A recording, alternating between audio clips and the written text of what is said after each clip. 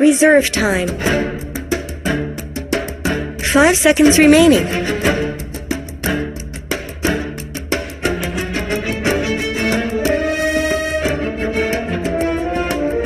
Even that wasn't enough to stop him, so should Finem just have their own take on it, put an aggro lane setup to make sure Ramses doesn't have a good laning stage, or should they just focus on it themselves and what they want to do? It's hard to tell now without seeing much more of the draft, but, you know, after already being on the sidelines and watching that lower bracket final, I'm curious to see what Finem did take away from it. Yeah, I do feel that it's too much of a risk to go aggro against it, because they can just put in a really good 3v3 hero, not necessarily an Undying, but just something that really follows up Shadow Demon well. Kunkka, for example, can effectively work well in a tri-lane. You go to Disruption, you've got all this damage from the Lunar Blessing, and it's just quite difficult to contest. So what I would much prefer is just they focus on dominating the mid matchup. Like, the Ogre Ogre can seconds just remaining. babysit mid and put out a lot of pressure, whether it's Juggernaut mid or something else for Thug. I feel like they can Reserve time. kind of let Luna do her thing, fight against her when it's appropriate, but mostly focus on their mid and safe lane and just dominate those lanes. If you win 2 out of 3 so convincingly, it doesn't necessarily matter too much how big Ramses is. Of course, he'd beg to differ, and we'll see what he can do when he gets his items up, but at least for now, I do think that Advenum's strength will lie places other than the bottom lane. Virtus.pro continue their Radiant second phase of bans, getting rid of the OD and now taking out what had been a Skylark comfort pick in the Darkseer. But at Finem, speaking of comfort picks, their third pickup here, looking like another game for a Spartan Lion, is impacting game number 1, and in the recent games for Finem has been doing a lot of success. And you know, where other teams have just kind of fallen out of favor with Lion, Finem just keep pulling them out. Great lockdown, 5 reliable seconds burst remaining. damage. Anything in particular that bounces out?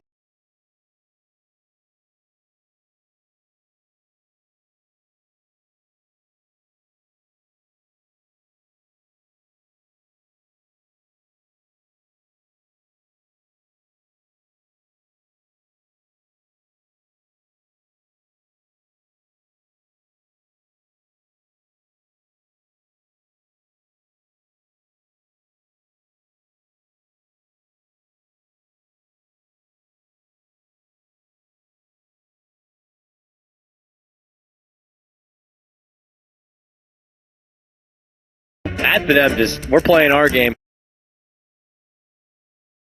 This make headlines blaze was in the hands of Complexity, trying to make it work through scrims and early TI. And at the time, they felt very confident about it. Being able to take any sort of 1v1 kind of a matchup should be awesome here, I'd say, against Dragon Knight, right? I mean, Liquid Fire does a lot of work, especially on these, you know, melee cores trying to work and do their farm game in the lane, but he does have that Dragon's Blood, and he is a Dragon Knight going against a Dragon Blaze, so Yeah, lore-wise, he should win. Prepare and for yeah, 2 battle. dragons, 2 heads are better than 1, but actually it's like 2 versus 1 half. He's a half dragon, half man, so in this case, the 2 heads, 2 dragons, they just got more dragons. But we'll see if the Chen can pick up an Aghanim Scepter and try to even the odds a little bit. Oh, yeah, The more alright. important thing is timing. I really do feel like Advenum's is a ticking time bomb. This lineup will absolutely destroy for the first 20 minutes of the game, do okay for the next 10, and then be pretty miserable for the rest of the game. They are looking to take racks by 30 minutes for sure, preferably as soon as possible. So the Jakiro able to push very quickly with Liquid Fire. You can actually just throw a Tombstone down right on top of the tower, so it's very difficult to defend. And then, yeah, heroes like Ogre, Lion, Juggernaut, they're all about, like, doing as much damage as possible around level 6.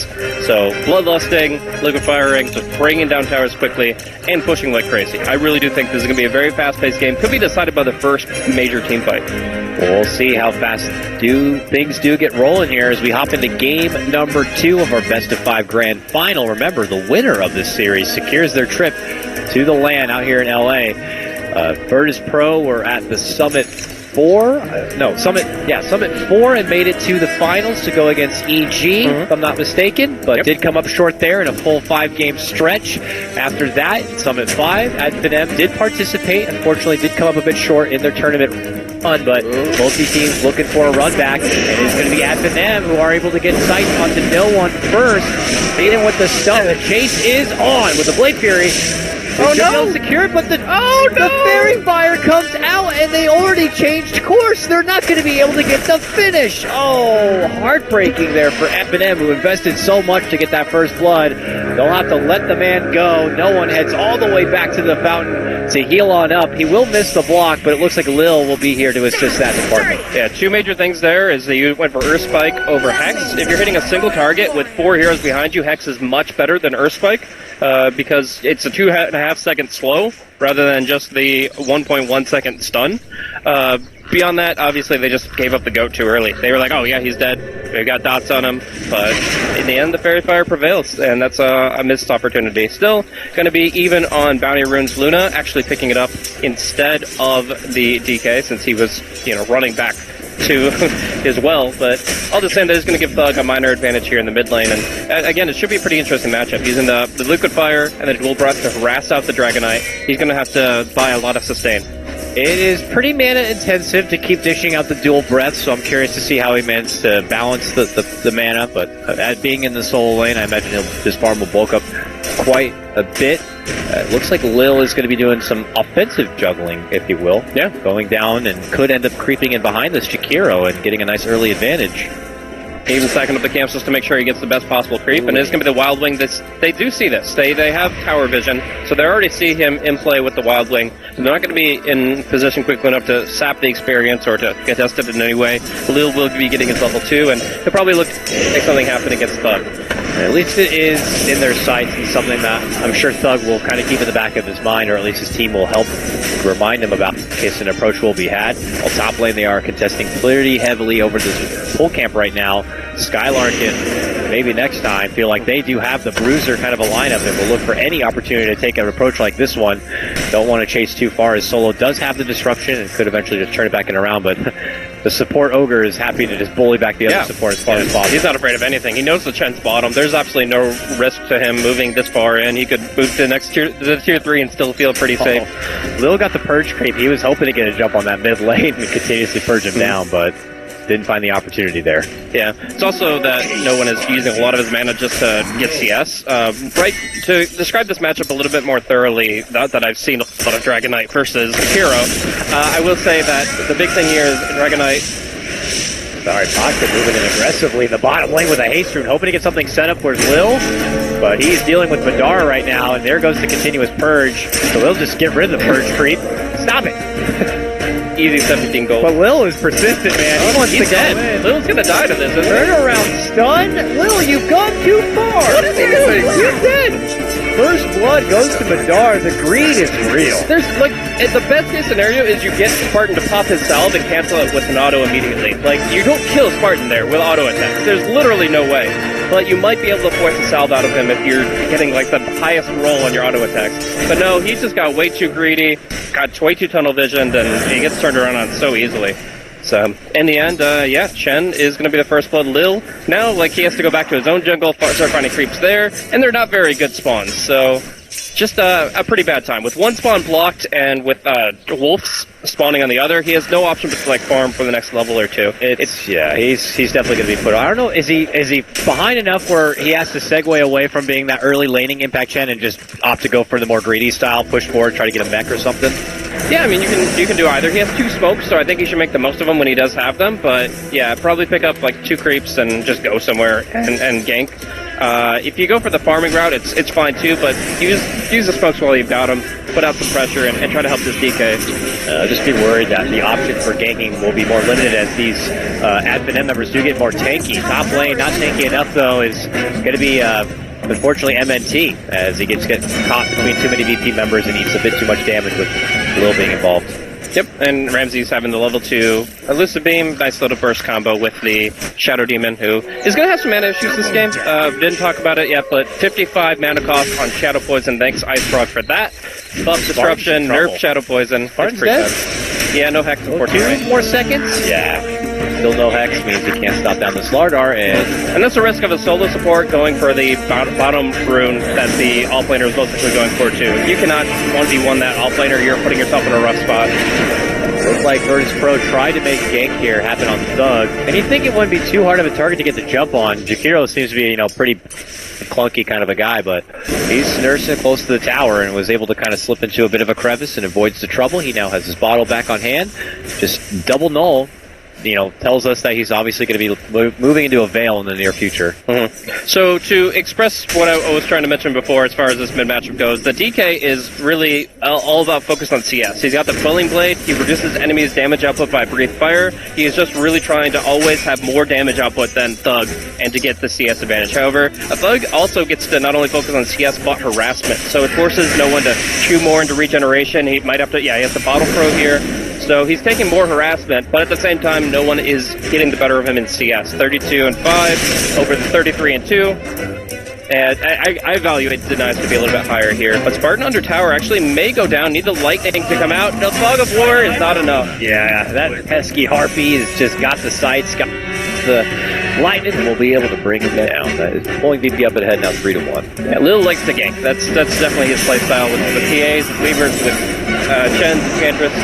Uh-oh, top lane, Eclipse is going to be fired out. Skylark is going to soak up all the damage as he frantically runs towards the creeps. He's not going to be able to make it away. Good setup there by Solo. Allows Ramses to get the job done. And now it's going to be 1-0 on the Luna, who has already been continuing to farm pretty swell in this top 27-3, not too shabby. Being shined out, of course, by this Jug, who is continuing to go to work. Madara is 1-0, but 37-5 CS. Has Omni Slash here, stalking Pasha a bit, but doesn't pull the trigger. Yeah, I'd have to say, Chen might just get to the courier here. Yeah, it actually hangs around for a little while, gets netted, and gets killed. So that's going to be a nice little pocket of change for way to another dimension.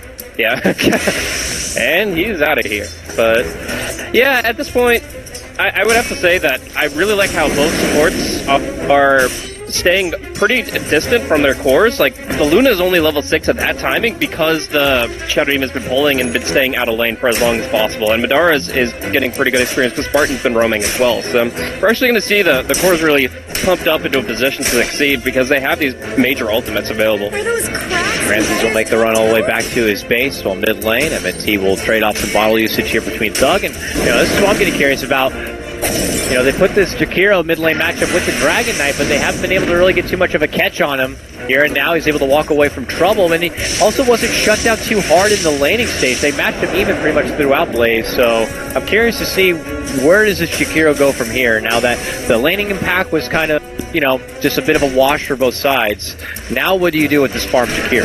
Well, I mean, obviously you see it here with the Veiled Discord that you mentioned. He's going to be able to push down towers very quickly with this maxed out Liquid Fire. It's a pretty much, it's a 100% uptime on a 50% attack speed slow.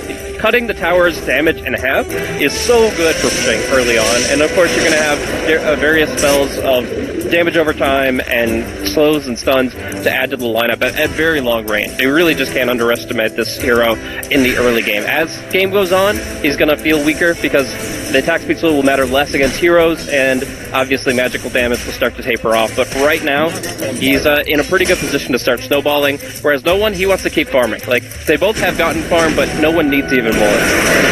Oh, race for the rune. No one even pops out the dragon form. Hits the dragon. Unfortunately for him, the ogre was there first, and MNT will be able to snag up the illusion rune.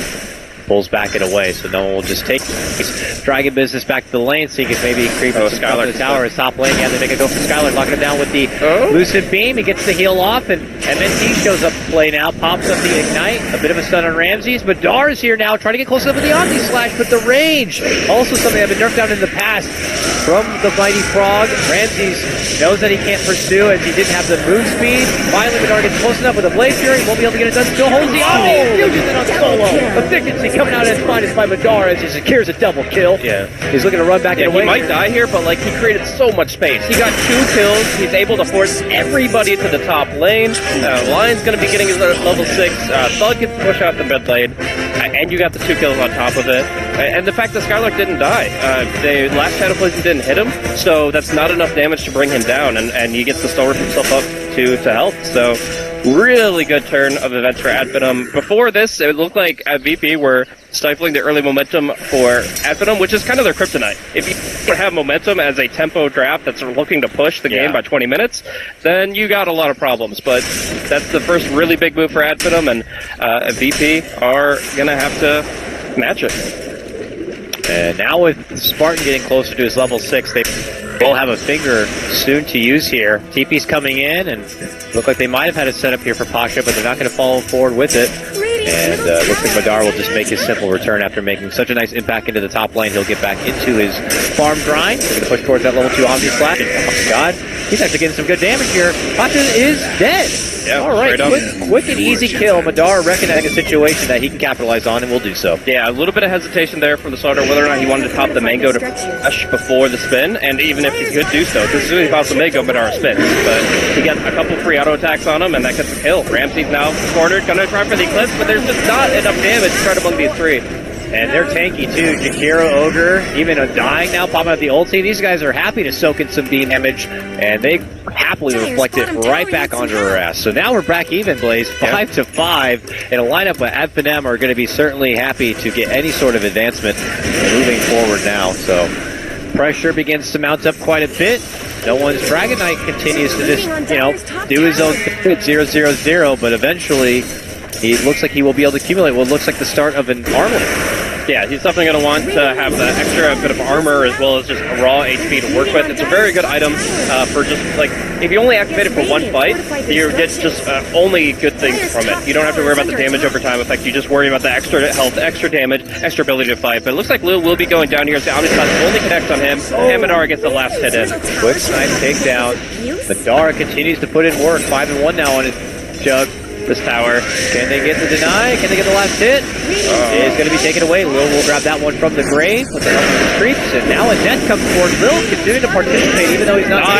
Nice heal. Nice turnaround does come out from Finem. They get the stun lock. Are they going to have a way to stop from TPing though? No, they will not. Alright, so they can do that. They can turn fights really well with the Undying, kind of like the way that the Abaddon was trying to play the last game. But at the end, they still don't have an ice path. They really only have one stun cancel right now if the Lion is not in play, which of course he was caught out in the Dire jungle by the Shadow Demon Luna, and that even the kill score up once again.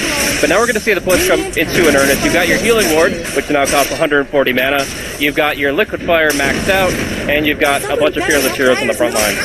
Towers really don't seem to stand a chance, so Virtus.pro will have to be here to assist when possible. They had been nursing a lot of farm onto their Slaughter, who now has his Blink Dagger Blade, so this could be a big debut for him. Oh, really good. And it looks like they will be able to get the grab on the Ogre. The sacrifice Finem will have to take to get that new bit of information. They walk away. No tower in their pocket, but momentum's still on their side. Generally speaking, yes, but I feel that every fight that Virtus.pro win, they're that much closer to victory. Like, all they have to do is really get Luna to level 16, get the DK farmed up to like 3 core items, and I feel like they're going to be able to deal with the majority of what Finem brings. DKBs are going to be great this game again, and just in general, I feel that VP, they've taken one tower up top. They get the tower mid as well, right? So they're actually doing better in the push department than Finem have been, though they look to even that up down bottom. Actually gets himself in a very deep position to go for a back. And he gets a nice two-man crunch right on the Ogre and on the Thug. Maybe next time it's going to be easily taken apart, and that just allows Virtus.pro to segue into also a tier 2 takedown. There is going to be a trade as Finem looks to go for a tier 2 themselves here in the bottom, but the Virtus.pro push is certainly much more scary right now as they truck on forward, stringing kill after kill, and suddenly the ball's just right back in their court. I will have to note that there was a game yesterday where Madara was in full game race mode. Like, he, as a solo spend, was just taking down racks anytime that he could because he knew that he couldn't fight the enemy's 5-man lineup. I know that you got to cast the game like that yourself with Aoi on the Lifestealer, and yeah, I feel like that might be what the game comes down to at some point, is one team realizes they're weaker, but they're better able to take advantage of the map as a whole in terms of broad spectrum movement. So I'm excited to see where this game goes. Right now, though, I have to favor VP. I mean, not only do the graphs start tilting in their favor at this point in time, but they've been able to push more effectively. They're coming online in a big way with multiple items, and if they can just get like 2 or 3 big items, I feel like they're able to accomplish more as a whole. Curious to see what Finem's next steps might be here. They're coming together and trying to utilize, the power of what should be a big peaking moment for them, having the Jakiro and the Undying, who really can thrive in these team fights and in these congested choke points, but they're going to have to just roll on through here. Maybe a quick snipe into the Roche pit? Looks like it. They're thinking about it. Yeah, I mean, they have nearly max bloodlust, right? So at this point, it's quite effective to bring it down. As long as you space it out with only 2 melee heroes up front, it'll go down quick. But at the same time, Luna is pushing down up top. She's going to get her level 11 here, and yeah, it's just hard to see. Dire Use Scan does not see anything. Yeah, can't really put it right inside the pit. Listen for your pubs. Don't scan the Roche pit. Don't scan inside the pit, guys. Like, they didn't see a single damn thing, but they know they're in there now by the extra. while that happens, finally it looks like MNT will step back. This tier 3 is getting pretty damn low and will force Finem to respond. They do not finish off the Roche, and they leave it behind for Virtus.pro to sweep in and take. With that amp damage, you'll get very easy. We'll have to see if Finem can do anything about it. They're close. Tombstone on the high ground, maybe? Nothing? No, they have Tombstone. They can't. Oh, they don't. You're right. Okay, not so good here. Finem could be in a bit of trouble, but look, they caught Fox on the other side. Smart gets the finger off at the last second, but it's not going to be good enough to get the finish on Slardar. Now they're making chase here for Skylark. Slow down a bit, but looks like he might be able to slightly outrace him. Even still, though, they lose the Roche, they lose the Aegis, and they lose all that momentum that they were looking to take off. So you're going to see Pasha die, right? Just straight up walk into a Fire Blast. It's not a strong one at 55 damage, but it's enough to lock him in for the big decay. So, yeah, as a whole, the interesting thing here is they're just actually quite ineffective at countering split push. Like, Luna just kept on doing what she wanted up top, and there's no way that they can abandon the pit for that. And then, like you said, they don't have the tombstones, so how do they actually fight prolonged in a single space? Generally, it's going to be Macropyre, which just wasn't available in that situation.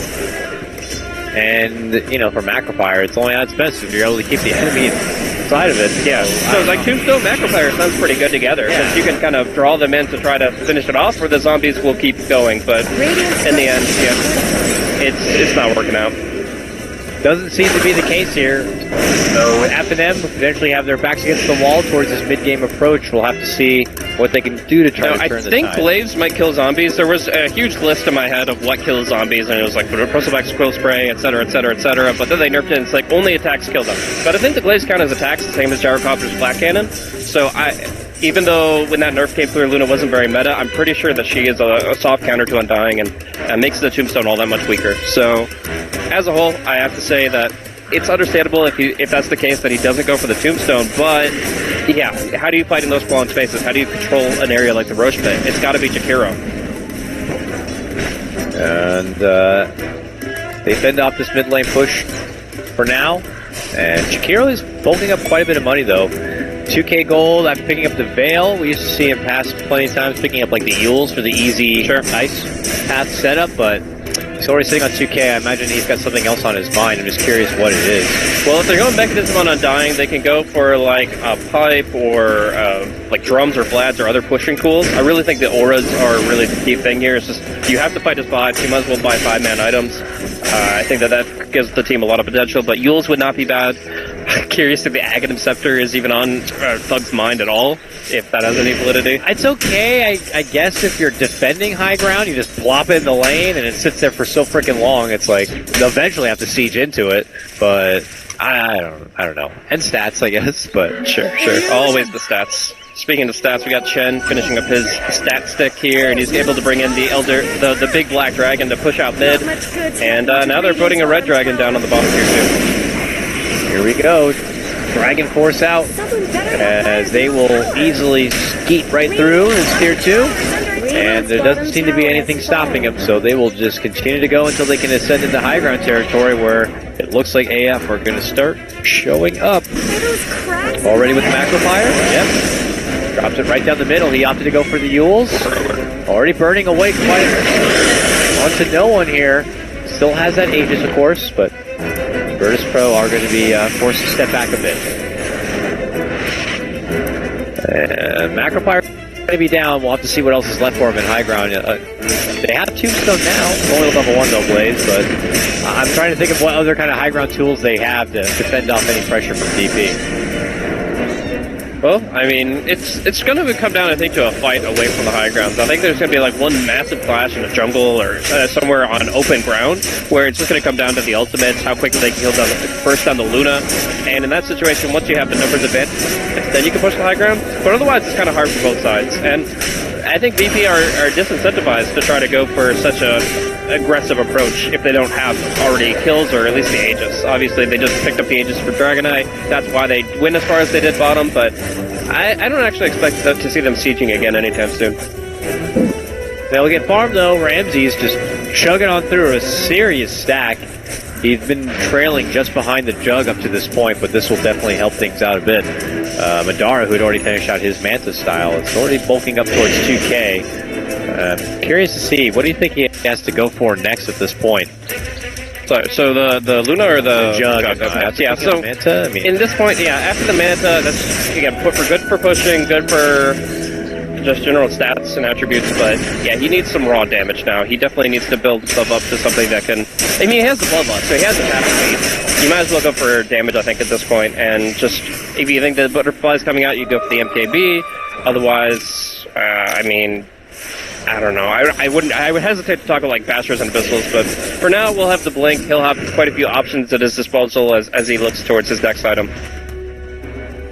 But overall, we're still seeing Finem second in position. I'm sure they were not hoping to be in based on the draft they threw together. Crippled behind their tier 2s with only really Madar going out on his own adventure. Eventually, Virtus.pro can kind of do as they please, and they're just winning the economy game little by little. And with the Ags coming together on the Chen and just so many extra seed. I mean, it looks like now that we're going to have the Dragon Knight going for the BKB. Things are not going to get any easier for them. And no, giving it some more thought, I actually think Desolator would probably be the best item for the Juggernaut. If you get a Deso, you're able to deal a lot more damage to the Chen's Ancient Creeps, which are otherwise magic immune and easy to recall with the Holy Persuasion, or actually the Test of Faith. And then, of course, that Desolator debuff is really important for breaking down the cards as well. So I'd say it's pretty valuable. oh, Madar top lane, trying to make it go in for Chen and his creeps. It'll be okay. We'll be able to make it out in the back of a Blade Fury TP out. Good. And we'll be able to go back to the bottom lane and kind of continue with this farm. But Luna has overtaken him for top net worth in the game as she moves on in for possibly a BKB herself. So double BKBs in order here for VP. I imagine that is going to be the point when those are complete, that they look to kind of take some racks, do some real work inside the Advent base. The last item on the list for Madar would be maybe a Diffusal Blade. You can purge Test of Faith to stop enemy from recalling, as well as purge off the amp damage from yourself. And he is actually going to be opting for that. At the very least, with the Manta energy, it does create a lot of damage in the team fight. Assuming your illusions last that long, though, the Blades are going to be pretty beastly pretty soon. That's true.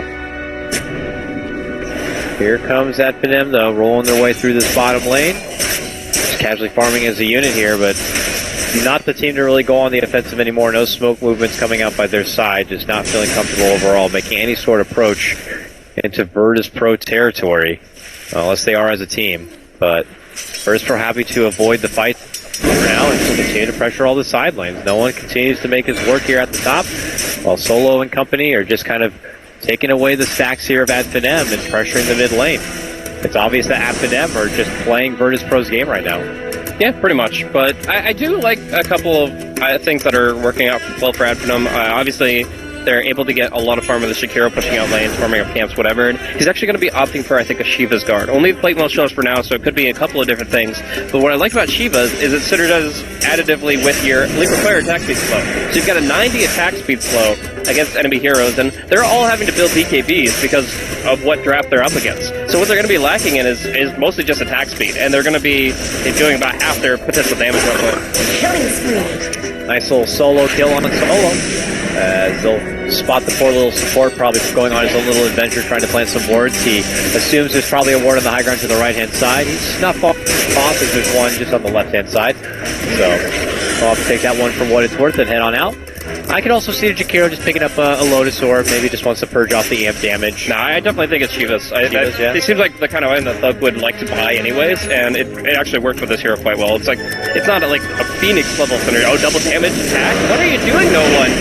Oh my god! To get over the door, but does get stunned up. That's the turn on Omni Slash, and he'll eat the whole thing and go right down. He tried to swag on the opposing carry. Like, you just don't do that. Too much backup. There's way too much risk involved in that. At the same time, like, his head, he thought that was just a Jug farming by himself. Yeah. He thought it was a freebie, and it definitely could have been. But we see here, there were friends in the forest, and you can't count them out. It's a team game after all.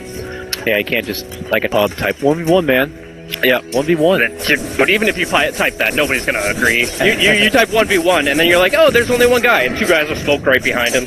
Like, you know it's 3v1 every time. Nobody 1v1. There's no honor in Dota. Virtus.pro will have to take that one, and for what it's worth, break this game back even 9-9. And Dari's going to have to claim in the extra pence nearby. Ooh.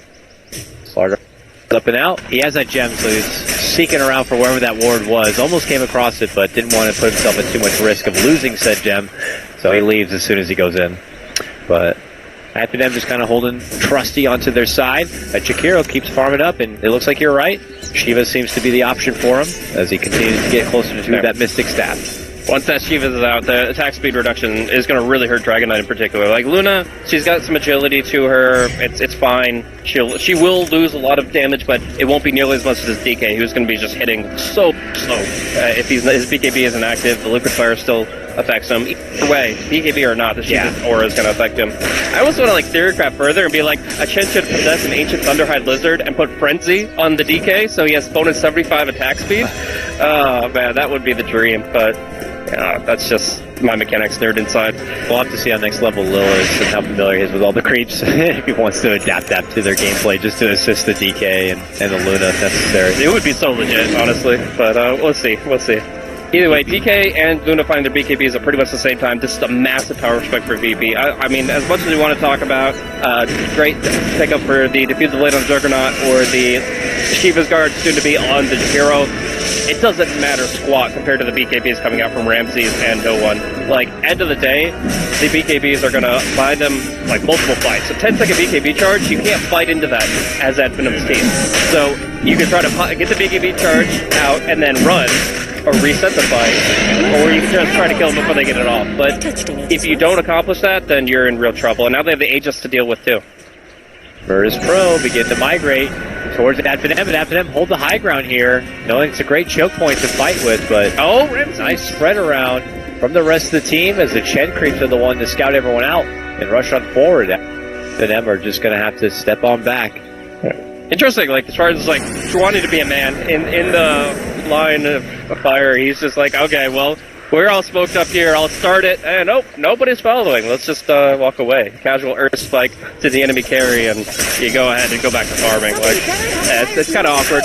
The game was actually really fast-paced for the first like 15 minutes. We had so many kill boxes happening here for like 20 minutes, maybe 15, and then things got serious. It got evened up, and things just started happening. We started pushing and farming and spreading the map. There's been a nice push and pull between the Jakiro and the Chen, with the Ancient Creep pushing and the Macro Fire killing off the waves, but really, there's been no direct confrontation for quite some time.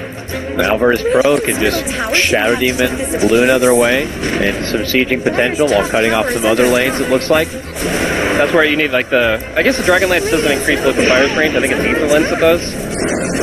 But, yeah. I don't know, actually. If you manually cast it, yeah. Forced out to safety, but this tier 3 doesn't Skylark eats so much damage as the slaves just fire on forward. Little concludes, tier 3 will go down, Rax is in trouble here. Finem, what are you going to do? Line eating way too much damage, can't even get close enough.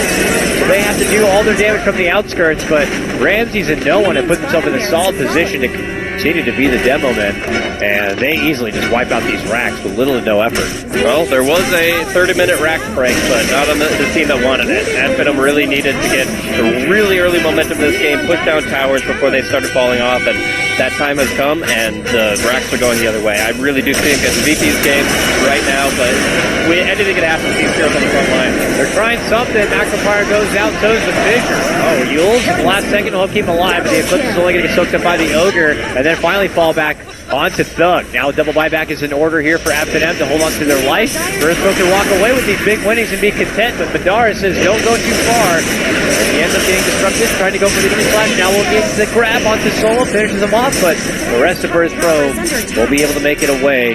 That is not a good enough counterplay from Finem to make up for all the damage that has seriously been done.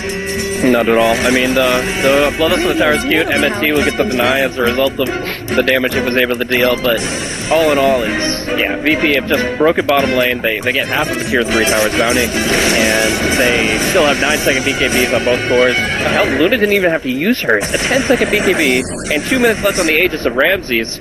if his Eclipse is up, there's nothing that can stop him. Looks like yellow time. Vidar's trying to just blitz forward in what looks like the makings of a butterfly at least, but they're just straight down mid lane. I think they know that their hopes for this game are becoming pretty damn limited.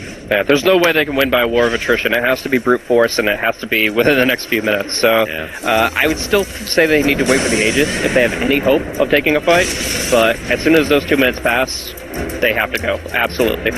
Yeah, I mean, there will be a smoke available to them within 2 minutes, like almost just about 2 minutes time.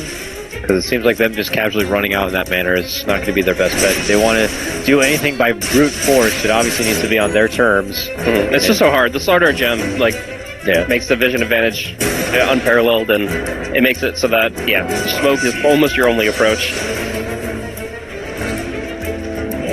So what do you think now that we're trying to look at the big picture of things? I know the game is not over yet, but at Finem, gotta respect them thinking outside the box a bit with their drafting, looking to go all in on what they want to do. But do you think they just went a little bit too far with this one, or? Yeah, it might be a little bit experimental. Like it's an all-in gimmick draft. Like if there's a cheese draft, it's 5 years that are designed to push the game out.